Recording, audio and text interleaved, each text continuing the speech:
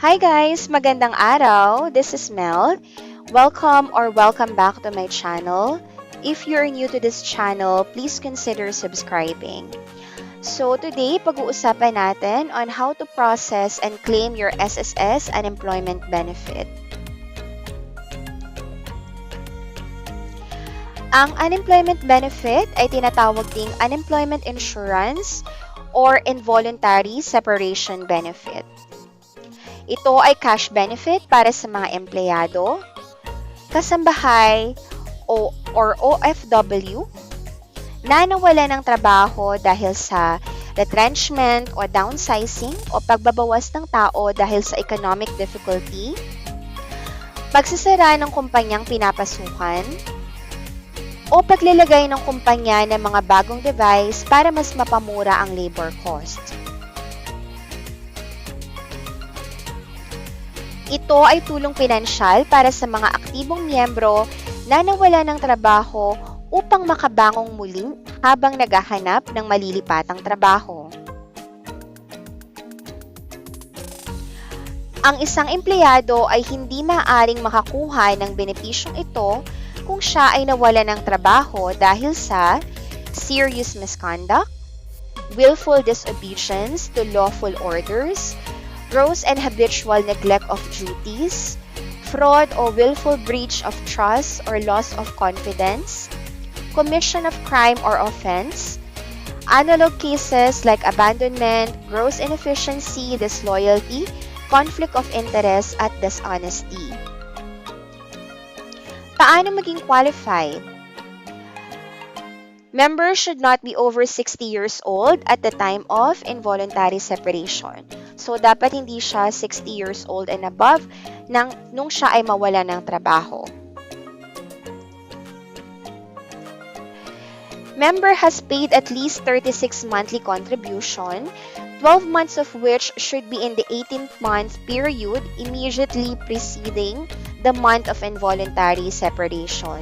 So, si member ay dapat may at least 36 months contribution at may latest 12 months in the last 18 months prior o bago mawala ng trabaho.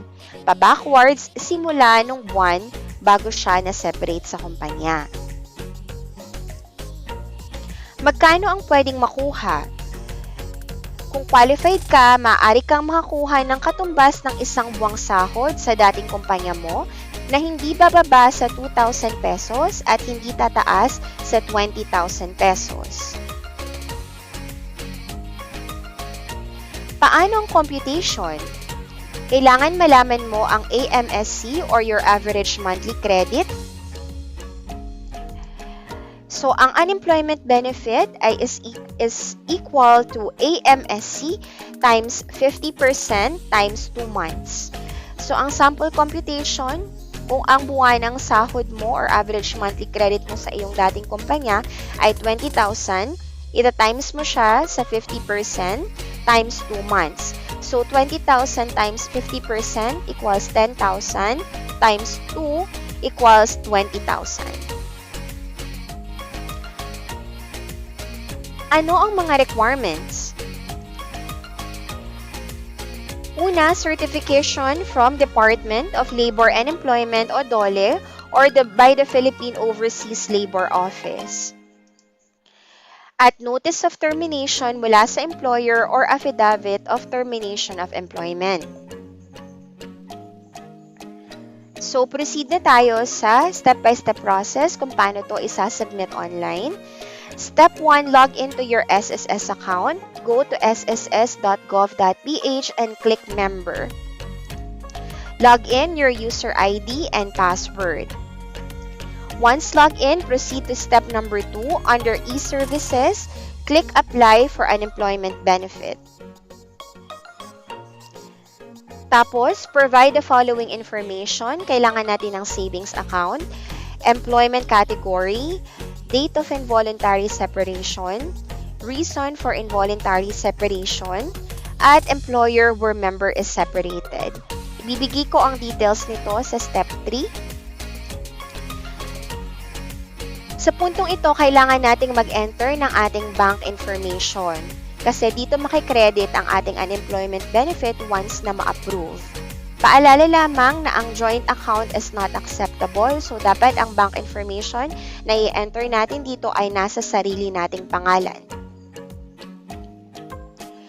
Pag nasubmit na natin ang ating bank enrollment form, ay makaka-receive tayo ng bank enrollment confirmation galing sa notifications at sss.gov.ph.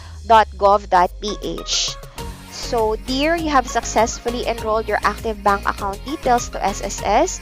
Please take note of your transaction details below at meron tayo ditong transaction number. Step 3, provide the necessary information. So, ilalagay natin dito yung bank account details na kapareho nung in-enter natin or in-enroll natin na bank information sa step 2. Sunod, employment category as of date of separation, reason of unemployment, at ang employer's name. Pag nasubmit nyo na yan, mararoute kayo dito sa page na to, still under e-services. So, kailangan lang nating i-verify na lahat ng information na makikita natin dito ay tama. Kapag na-verify nyo na, just click Submit. So, verify. Step number 4, verify information. Read carefully. Click the Submit box to agree and proceed.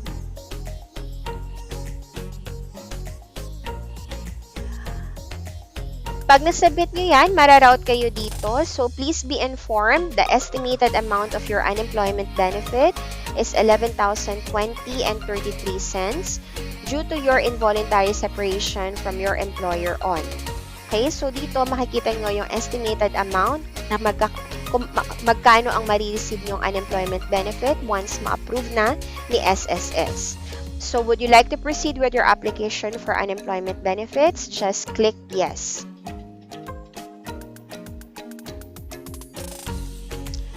Pagkatapos, mararoute naman kayo sa ganitong klaseng page. Makikita nyo dito, you have initially submitted your unemployment benefit claim application to SSS. Please take note of your transaction number. So, may transaction number na ibibigay dito si SSS. It's better kung i-screenshot nyo to or ikakopy nyo yung transaction number para meron kayong reference. Step 5, wait for reply notification email from SSS within the day. Pag na-receive nyo na yung reply email or notification email from SSS, kailangan kayong mag-attach ng scanned certificate issued by Department of Labor and Employment or DOLE or Philippine Overseas Labor Office or POLO. Kailangan nyo ring mag-attach ng notice of termination or affidavit of termination from your previous employer. So, ganito yung sample email from SSS. Ito ay manggagaling sa ubmail01@sss.gov.ph. So, paalala lang, kailangan o mahalaga na malinaw ang scanned documents at hindi lalagpas ng 1 MB. Siguraduhin din na tama ang lahat ng impormasyon para maiwasan ang ma-reject ang inyong application.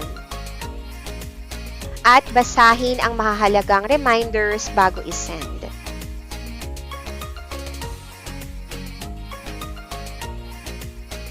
Step 6. Check your email for unemployment benefit claim application notice from SSS. Ganito yung sample email na marireceive nyo coming from SSS. Nakalagay unemployment benefit claim application notification galing sa no-reply@sss.gov.ph.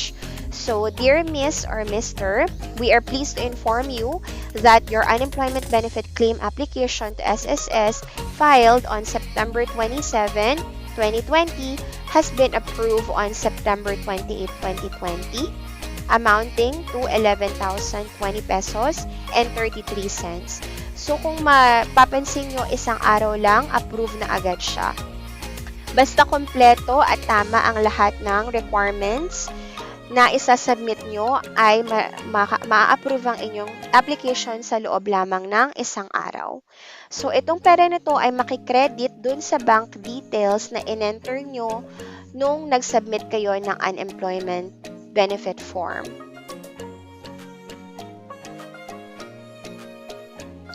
Para sa karagdagang impormasyon o iba pang katanungan, maaari kayong pumunta sa SSS website www.sss.gov.ph at nandito din ang SSS hotline at toll-free number at ang SSS email. Pwede nyo silang kontakin. Kung kayo naman ay mga OFW na nasa ibang bansa, narito din ang mga international toll-free numbers. So guys, thank you very much for watching this video. I hope nakatulong to sa inyo. Don't forget to like, share, comment, and subscribe for more videos or tutorial videos. Thank you and have a lovely day ahead. Again, this is Mel. God bless you all. Goodbye.